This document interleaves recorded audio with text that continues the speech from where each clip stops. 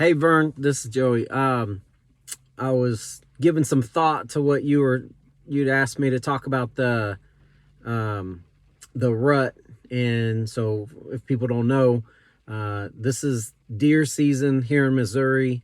The rut lasts about roughly 2 weeks out of the year, and so if you're not familiar with white-tailed deer, let me just explain it to you because there are a lot of similarities between how they act and like the addictions that we struggle with. So for instance, white-tailed deer are by nature not curious animals at all. So like if they're in the woods and they hear something out of the ordinary, they just take off. And it's amazing to me because I've been sitting in a tree stand before and a deer will walk through and a squirrel will be making all kinds of racket. That deer won't even look up. They know instinctively, and they've been in the woods their whole life. They know that's a squirrel. There may be a bird or some other animal, and they won't even, it won't bother them at all.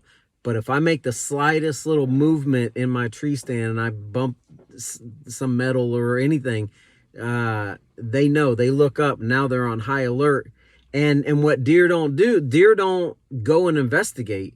Like if they hear something, if they smell something, they have an amazing sense of smell. They have they don't see as well as their other senses, but they can, if they see something they don't like, they smell something, if they hear something. And sometimes it's just a sixth sense or whatever. It's like they're just in the woods and they're like, this just doesn't, something ain't right here, and they just take off running. Like they don't walk over and investigate and go, let me check this out. They don't do that. They just take off running, and sometimes they'll blow to warn, to alert the others to get out of there. That's a danger area. And so they just take off. And that happens for about 50 weeks out of the year.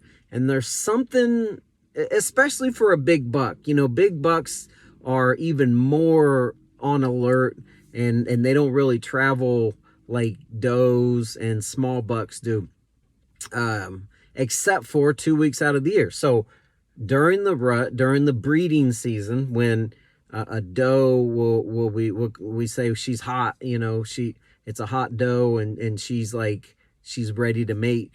Deer can smell that. Like whenever she pees, a buck can smell that in her urine, and they put off a scent that attracts bucks. And so during that time, during that 2 weeks, if you don't know anything about deer, they're nocturnal, so they're out all night, and they will go, mornings and evenings, the best time to hunt them. And because they'll come out, for about, maybe a couple hours in the morning, and then they go back into their bedding areas. And in the evenings, they come out of their bedding areas, maybe an hour or two before it gets dark. And then they go out in the fields and eat. And so those are the best times. But during the rut, and by the way, like deer only sleep about 30 minutes a day. Like they'll go back to their bedding area and they'll like close their eyes for about 10 minutes, and then they'll wake up, and then a little bit later they'll close their eyes for about another 10 minutes, and they'll do that for about 30 minutes total, and that's all the rest that they get. It's no wonder they're always amped up like crackheads. You know what I mean? Like they're always just tweaked out. But something happens during the 2 weeks out of the year. They kind of just throw caution to the wind. All of their instincts about survival just kind of go out the window. And for big bucks, it's why so many, it's why they coincide the gun season for hunting white-tailed deer with the rut, because it's a lot easier to kill a big buck during the rut, because he's not as cautious. Because you know why? Because he's got one thing on his mind: sex. And he's trying to get out there and breed as many does as he can. So during that time, they don't sleep much. They don't really sleep at all. He doesn't even eat that much. Like if you see a buck right before the rut happens, he's been eating, and his body's just giant. He's all muscular. And if you see a buck at the end of the rut, usually he's lost a lot of weight because he probably hasn't even eaten during that 2 weeks. He's just running or on the go the whole time, looking for does.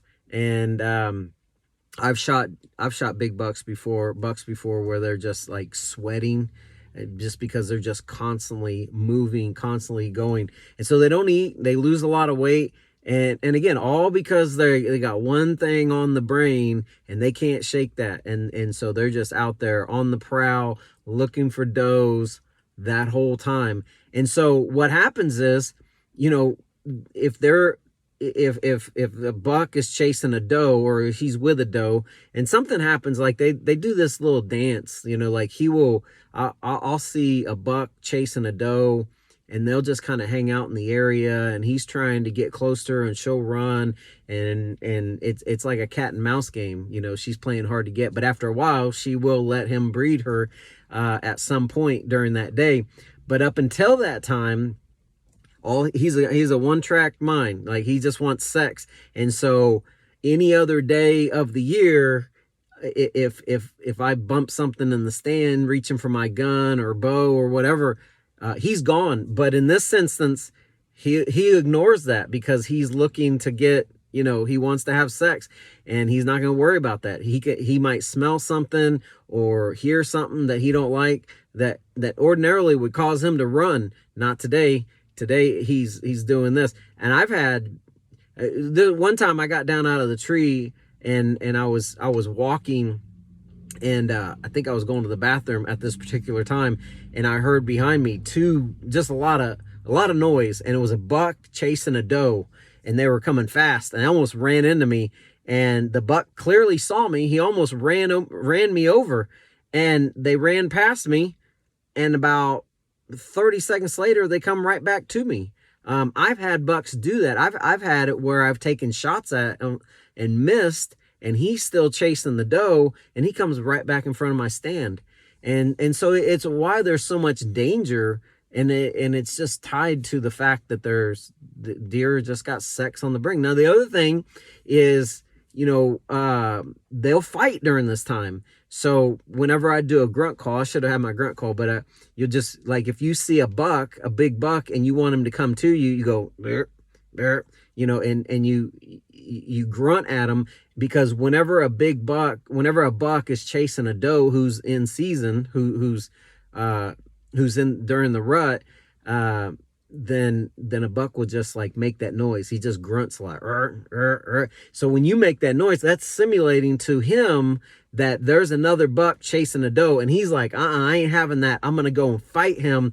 And so he comes in looking for a fight, and then the other thing that I do is I have a rattling bag, and I'll rattle, and that sounds like two deer going. And if another buck is in the area and hears that, he wants to get in on the action, and so they will come and spar with each other. And all of it has to do with sex, because they're all trying to breed these does, and that's all they have on their mind. And so when they come in looking for a fight, and they're angry, and so think about the applications it is for us. Think about the absolute dumb things that guys will do when they want to have sex. Ordinarily, you may be a rational thinking person, you may be in a highly intelligent person. I've known some of the smartest guys that I know do some of the dumbest things because they're thinking, let's be honest, they're just thinking with the wrong head. They're just not thinking clearly. And once you get in that, and Vern talks about this, you talk about this, Vern, in the clock, where once you get triggered, at that point, you're pretty much acting stupid. You're triggered, and so your emotions are going, you're aroused, right? And so you'll throw caution to the wind, you'll take chances, and sometimes taking the chances is more exciting, it's more exhilarating, it brings more arousal. And so it's just weird, the things that we do. And then another application is the anger. Bucks come in looking for a fight, and end up on my wall, right, because of that. And how many times do we, because we don't control our anger, and what I've learned is that a lot of these external behaviors, these unwanted behaviors that I have, are really tied to anger. I know that my unwanted sexual behavior in a lot of ways was tied to my anger because I'm mad at God. I'm disappointed. And I would never vocalize that. I would never say that out loud. But looking back, I was disappointed. I was upset because of how my life turned out, because of what I had to go through as a child. And maybe I experienced the disappointment. And my go-to thing was to run to pornography, and that provided some medication to me. I was able to indulge in that, and it brought it brought a lot of negative consequences, but in the moment there was a lot of positive sensation to that, pleasure that it brought. We can't deny that. So anyways, I hope that helps. That's just a lot of parallels between white-tailed deer and During the Rut and getting put on somebody's wall. And I don't know about you, but I know we have a real enemy, and he wants to put me on his wall, and so I have to be on high alert at all times, and that's why I'm in this recovery. So hope that helps, bud.